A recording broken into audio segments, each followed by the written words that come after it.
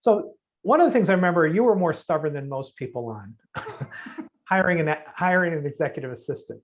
And it's a little bit outside of delegation, but like, it's one of the people, until when people do it, it's this awakening is probably the best way to put it. Yes. Like, why didn't I do this sooner? So if you could just share a little bit about that. Yeah, well, even just hiring in general, years ago, I was hesitant to do, and excuse my language, but I totally half-assed it too on the first several people, and I ended up with exactly the type of result you would thought. And then, then we put like that process in place. You know, we have the new hire playbook now and all that stuff, which kind of walks us through our onboarding, what questions, all that. I started hiring recruiters, and then I fought the whole admin thing because it wasn't in my mind, I just saw it as it's not an immediate or a direct revenue generation hire. However, I've had my admin on board now for almost 2.5 years, and she's easily the best hire that I've made. So it takes so much off of my plate where, and again, just kind of going back to hiring in general, you know, I've used it as a strength in that I hire for the things I don't want to do. So at the beginning, I got to a point where I couldn't stand recruiting candidates anymore, especially sales candidates, where they all whine about their quota and all that, and even the good ones and everything. So, which is fine because everyone's got their own individual issues, and that's cool. But I just got tired of it. So I hired people to do that, and then as we started growing, we're arranging more and more sendouts or first-time interviews, FTIs.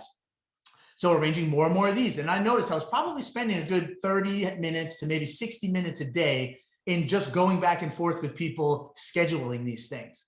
And then there was other projects that I wanted to do, like maybe, you know, post stuff on LinkedIn or add stuff to our website, or even create a new website, or all these other things. And then I'd find myself doing them till like 8 o'clock at night. And I'm like, okay, so at that point in my mind, it was, what is that extra 3 hours a day between say 5 and 8, where I can get that back to my family? I don't have to worry about that. Someone else can do it. Another hour or so during the day where I can be set up on other more productive calls. And so I hired Kim, and she worked out right from the bat. And now actually I think when we move into our new office, I'm probably going to hire some sort of like sales operations person under her to start doing more of like just manual data entry, because I want to take stuff off the recruiters, give it to Kim and what'll be her team as far as like data entry, campaign management, so the recruiters can just constantly focus on executing. Those are the things that I would want when I was a recruiter, and obviously someone couldn't do it for me, so I did it myself. And the whole point is, you know, so Bob went from solo operator. That's why one of the reasons had a vision for what he wanted to do with how the business was going to integrate with his life. Because when we started working together, you didn't have your first daughter yet. No. Right. It was within a year or two, I believe. Yep. And that's what we started engineering. I remember that our conversations early on was building a life so he could be a dad, because that was important to him. So I'm not shooting on any one of you, but it's all about creating alignment, to Bob's point of deciding what you want. This is a key thing I heard you say that I say, but I'm going to reiterate it. Going after it in spite not knowing how to do it. Yeah. The first step shows up.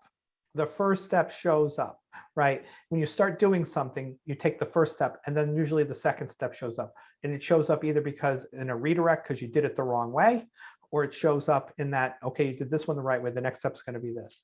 And once you start, and it's really when you're crystal clear on something, because Bob was clear on the life you wanted to have, and then how do I build on that without messing up what I just built, meaning the life with my family, in building an entire business. And that's where I talk about 2.0. First version of first block of time working together was really just getting to be a huge biller.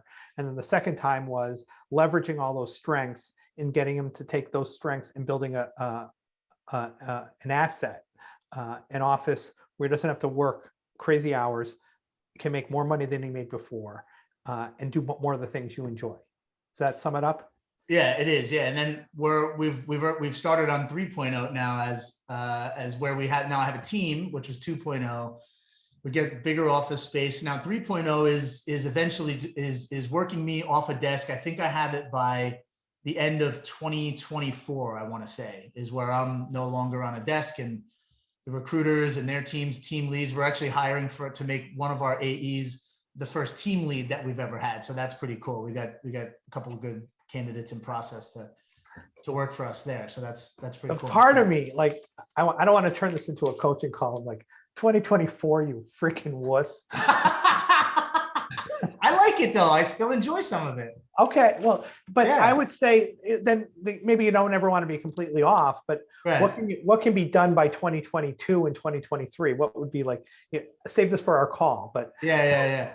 save this for our call. I got some ideas there already. Preps and debriefs, they should be off my plate. Most of them at least anyway. That type of stuff. So perfect, because you'll have the team to do that. Bob, thanks so much. I always love your insights. I always love our banter.